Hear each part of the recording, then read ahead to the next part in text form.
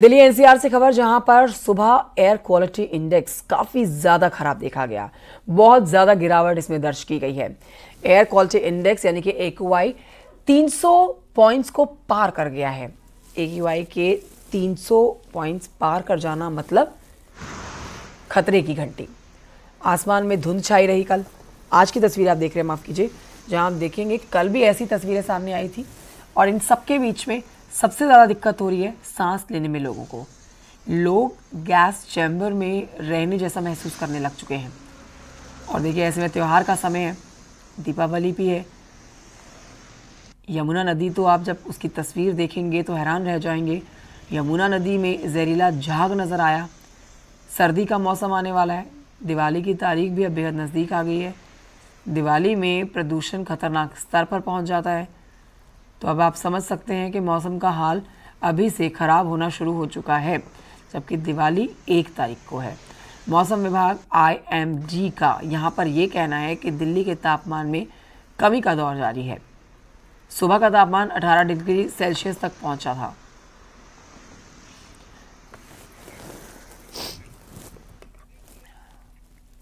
तो ठंड का मौसम नज़दीक आते ही दिल्ली NCR के शहरों में आबो हवा बिगड़ने लगती है। गाजियाबाद की अब आपको दिखा रहे हैं तस्वीर। NCR का ये वो इलाका जहां पर आप देखिए कैसी तस्वीरें कैमरे में कैद हुई हैं। AQI यहां पर 267 रिकॉर्ड किया गया है।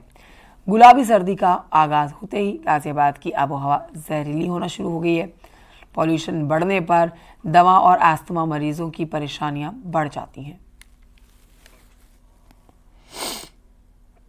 होने के साथ ही पोल्यूशन की चादर दिन ब दिन बढ़ती चली जाती है। सुबह का वक्त और फिलहाल हम खड़े हैं धोबी घाट के ROB पे और तस्वीर आपको दिखाना चाहूंगा। जहां तक आपकी नजर जाएगी वहां तक सिर्फ और सिर्फ आपको धुंध की एक चादर नजर आने वाली है।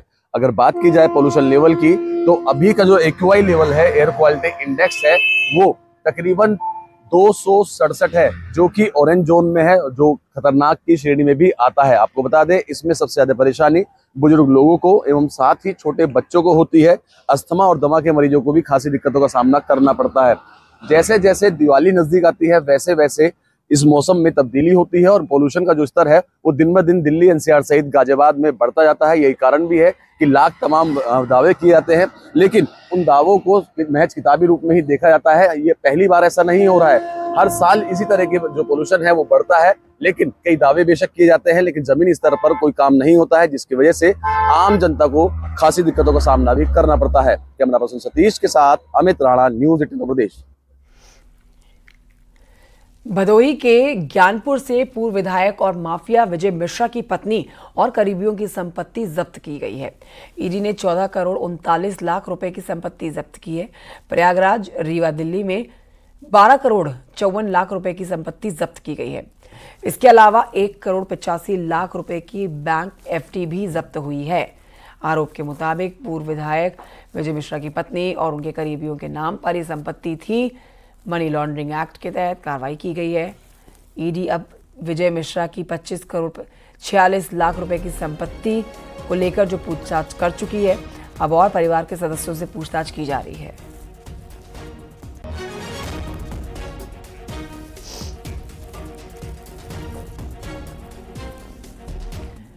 उधर बरेली में 2 पक्षों में जमकर पथराव हुआ। इस दौरान दोनों ओर से जमकर ईंट पत्थर चले। किला थाना क्षेत्र के शमशान भूमि रेलवे क्रॉसिंग के पास ये पथराव देखा गया है। तस्वीरें भी आपको दिखा रहे हैं। घटना की जानकारी मिलने पर मौके पर पहुंची पुलिस ने लाठी और डंडों की मदद से लोगों को तितर-बितर किया, पत्थरबाजों को तितर-बितर किया। पथराव का वीडियो सोशल मीडिया पर वायरल है। इसको लेकर बाकरगंज चौकी इंचार्ज की ओर से किला थाने में मुकदमा दर्ज कराया गया है। 10 नामजद और 15 से 20 अज्ञात के खिलाफ मुकदमा दर्ज हुआ।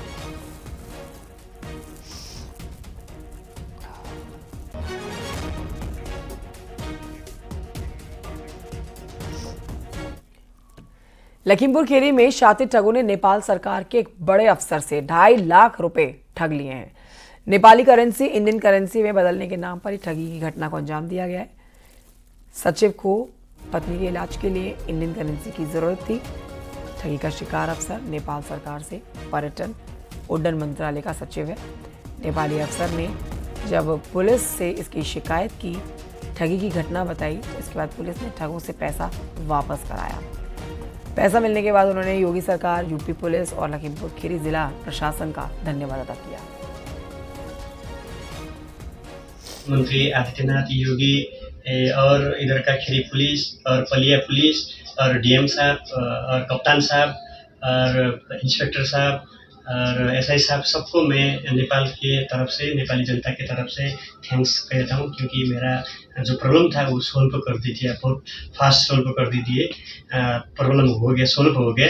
इसलिए मैं नेपाल के जनता के तरफ से और मेरे तरफ से बहुत बहुत थैंक्स अलाउड कर रहा हूँ मैं।